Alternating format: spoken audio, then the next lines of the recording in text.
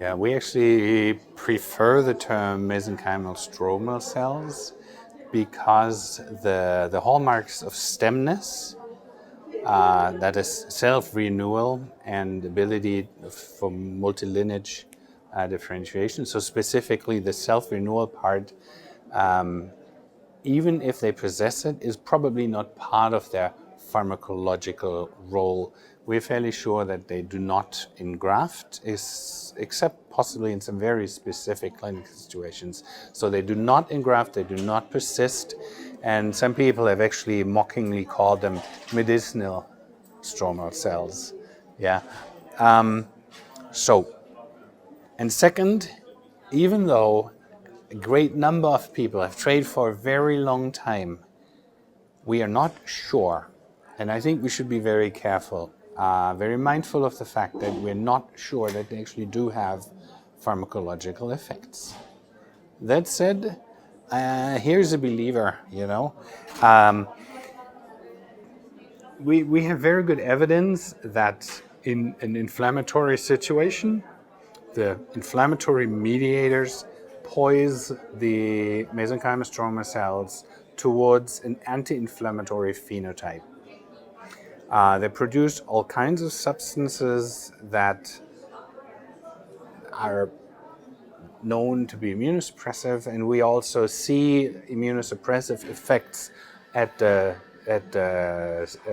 in cell culture assays.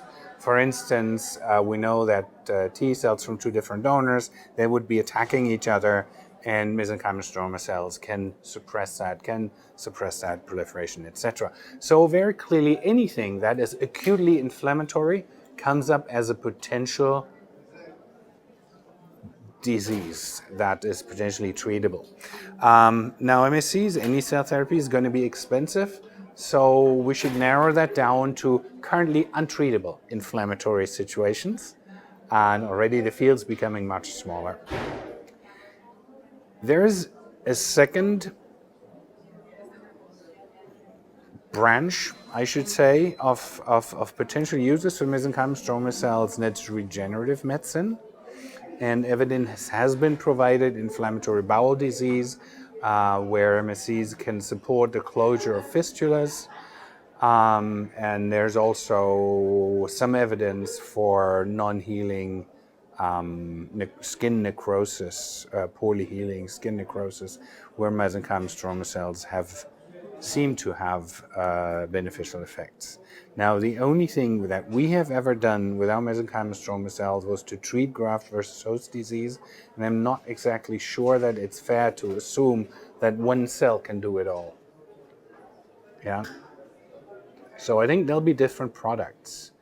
If we find that there is an objective clinical response to a specific mesenchymal cell product in disease X, we should not assume that it will work equally well in another disease. It's kind of like you don't expect one pill to take care of all illnesses. Okay?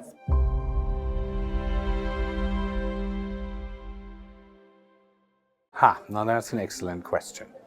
Mesenchymal stromal cells are found in, I'd say, almost all tissues. And the question is, how difficult is it to isolate them? So we have mostly isolated them from an abundant waste product in the Western world, and that's fat. So there's a stromal cell fraction that's a leftover of liposuction. And it seems that, so phenotypically, these mesenchymal stromal cells from fat look slightly different than in other mesenchymal stromal cells, and it seems that they're probably most useful for regenerative, or more useful for regenerative purposes. They seem to be a little bit skewed towards differentiation as opposed to immune responsiveness, but it's not black and white. Cord blood is an excellent source, as well as the cord itself. From both mesenchymal stromal cells can be isolated, and they are mitotically very young, so they expand for very long periods of time. And by and large, they also possess the ability to differentiate in different mesenchymal lineages and to suppress immune reactions. Then bone marrow, obviously, and the cells that we're working with are grown from bone marrow in the presence of blood cells. Blood, actually, both just regular blood from the vein. There's a mesenchymal stromal cell product for horses that is actually made from horse blood. So that works, and menstrual blood is also a rich source of mesenchymal stromal cells that has been used, I believe, mostly in graft versus host. So other inflammatory situations that you can imagine is autoimmune disease, and obviously it was also tried in adult respiratory distress syndrome during COVID. I don't know if it worked. I'm not sure the data really answer that question, but it was an obvious clinical situation to explore. The German regulators did not allow the use of mesenchymal stromal cells in COVID because they said so long as there's no evidence from a relevant animal model, and there is no relevant animal model because it's a strictly human pathogen. But so long as that evidence is not provided, they would not allow exploration in COVID. So Germany blanked on that issue.